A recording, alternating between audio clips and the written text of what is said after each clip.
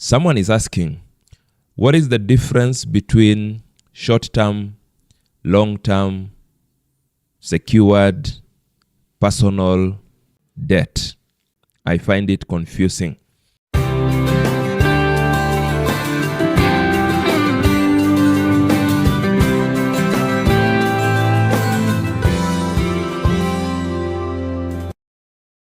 Welcome to A Word from the Coach.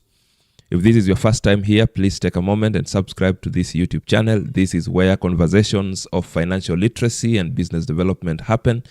We answer questions on the go. We answer them so that not just to respond to the one who asked the question, but also to be able to answer any other person who might be having similar concerns. Today's question is a question about categorization of credit options. To be able to answer this question, I will talk about the most common ways of categorizing credit. But before I go into them, allow me to mention that it is very important for you to understand the category of credit that you need to borrow from. Very many people make the mistake of borrowing from the wrong category for the need that they have. One of the skills that we must learn as borrowers is the skill of matching between the type of need that you have and the type of credit that befits that particular need that you have. If you have a mismatch, then you begin setting your fingers for burning before long once you take up the credit facility that you want to take up. So credit can be, or debt can be categorized into several ways. Number one is where it is categorized based on repayment period, the duration within which it will be repaid. And that is where you will get a category that is called the short-term credit or short-term debt. This is debt that is repayable within 1 year. So it is repayable from 1 day to 12 months. This particular credit is good for emergencies or any other urgently pressing matters that you may encounter. That is what they were meant for. They are usually costly, and then they are to be repaid in a short period of time. Examples of short-term credit would include salary advance, whether it's coming from your employer or the bank, would include Shylock loans, would include overdrafts. This is where the bank allows you to be able to access money when your account is reading zero. So you are given a limit based on the bank's judgment of what you can be able to handle. So you are allowed to draw money beyond the zero mark. So the account goes into the negative. You're charged interest based on the amount that is in the negative. When the money, you receive other money crediting the account, then there is no interest being charged. That is an overdraft. They can be personal, they can be business. Locally here, personal overdrafts would include things like Fuliza, where you are allowed to spend beyond the zero mark using the M-Pesa platform. Would also include drawings against unclear defects. This is where you have a check, you have banked the check today, it will mature after 2 days, you urgently need cash today, and you speak with your bank and they allow you access to a portion of the value of the check. Of course, they have to check the credibility of the drawer of the check, and then they will charge you interest on the amount that they get to advance you. Would also include LPO financing. This is where you have gotten an LPO to supply or an LSO to supply goods and services, and then you need to have some money to be able to perform that particular contract, but you don't have the money. So you approach your bank and they do LPO financing. They check the LPO, they confirm its genuineness, and then they can be able to give you some money for you to be able to discharge that particular request.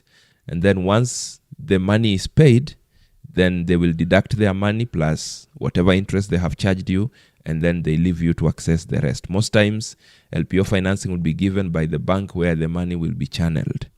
Would also include invoice discounting. This is where you have worked, you have invoiced, but there is a duration between when you've invoiced and when the money will be paid. But today you need money urgently. So you talk to your bank and they look at the invoice, they check credibility and genuineness, Then they can be able to give you some money on the account of the of the invoice, and then they charge you some interest for the short period between when they are giving you and when the money will come for them to recover what they have given you. Would also include credit cards, those cards that are issued to us by our bankers that we call the issuers, so that we can be able to use them for shopping or to access cash, and then they are recoverable at the end of every month, and interest is charged on any other outstanding amount that has not been recovered. Then we can also talk about medium-term credit or medium-term loans or medium-term debt.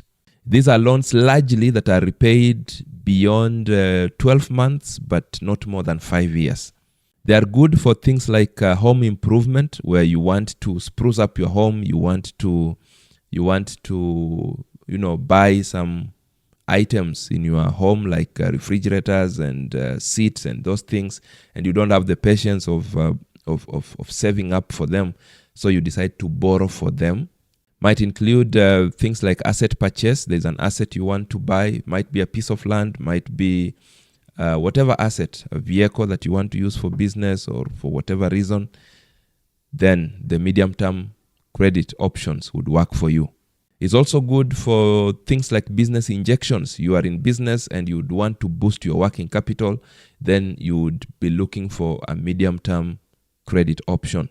They're also good for financing investments in personal development, such as education. So you want to further your studies, then you would want maybe to borrow school fees for further education. So basically, they are good for reasons that require relatively high sums of money compared to the short-term options. One thing I needed to mention is that short-term options will give you a relatively smaller amount compared to the medium-term options.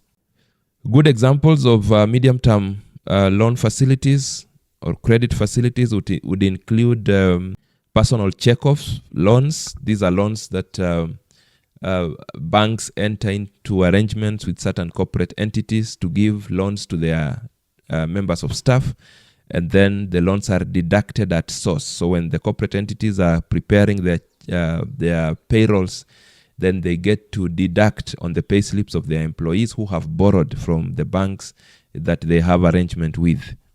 We also have personal non-check-off loans. This is where members of staff of corporate entities do not have an arrangement with the banks for the employer to be deducting directly. But maybe the salaries are passing through a particular bank, and the bank looks at the statement and they see that this person receives regular income, and they agree to lend them a personal loan that is not deductible at source.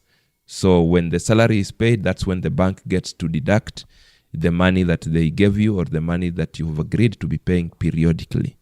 Another example would be a business SME loan, a business loan for people who are in the small and medium enterprise category, and you have a business and you want to expand the business, you want to improve your working capital, you want to make some improvement in the business, you want to expand your shelves and things like those, then you would want to go for a business loan or an SME loan. Another example would be education loans for people who want to further their studies, or maybe they're financing the education of their children. Another example would be asset-based finance, where you want to buy an asset and that asset becomes part of the security. So the bank helps you to acquire the asset. The money is not given to you, it's sent direct to the vendor, and you get to receive the asset. Then you will be paying the bank most times in durations beyond 1 year to 5 years. The last option in this category would be the long-term credit options. This one is good for your developmental needs, is good for projects that have a very long implementation period, or projects that are demanding huge capital for them to be able to be done. Examples would include mortgage loans, where you want to acquire a home. Very many home acquisition loans or many mortgage loans are repaid over a long period of times, most times beyond 5 years, and sometimes goes up to 30-something years or even more. Another example would be asset-based finance for heavy machinery. There are heavy machinery whose repayment may go beyond 5 years into more than 10 years because of the nature of those particular machines and equipment.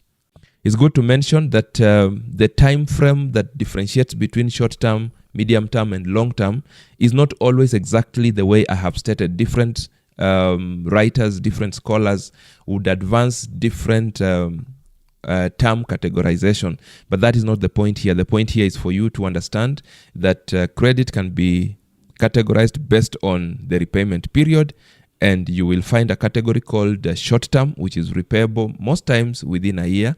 Then a category called medium term that can be categorized variously by various people, but largely would lie between 1 year and 5 years. Then we have a category that is long term, that spans beyond 5 years into eternity.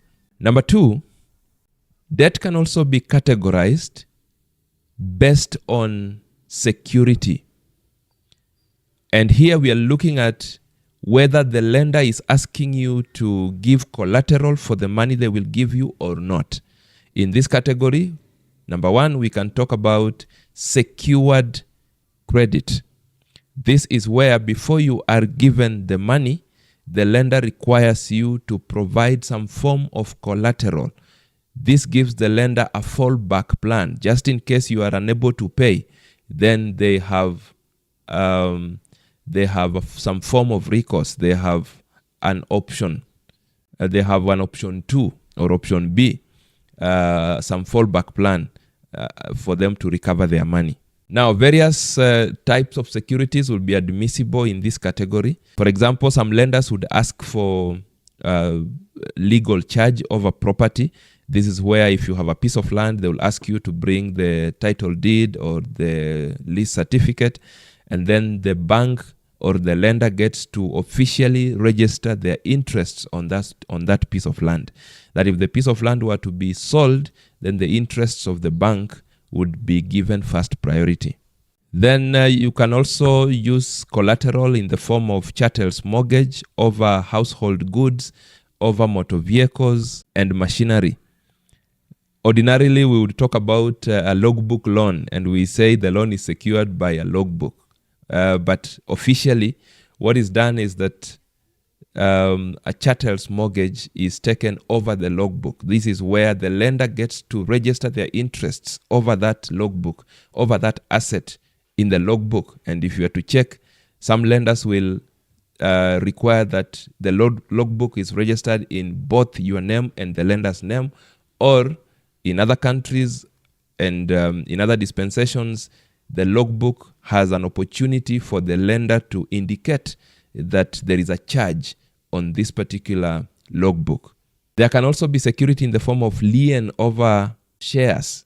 This is where you have shares in certain companies amounting to, say, 1 million shillings. Then you want to borrow against the shares that you have in a particular company. And therefore, the lender will take lien over the shares. In other words, the lender marks their interest on the shares that you have. In the event that you default, then the interest of the lender over the shares that you have takes precedence. They can be able then to have the shares sold to be able to recover the money that they gave you. Then there can be hypothecation over business stock. This is where business people are allowed to borrow against the stock that they have in their business. So the stock becomes their security. In the event of default, the lender can also come and liquidate stock and recover their money.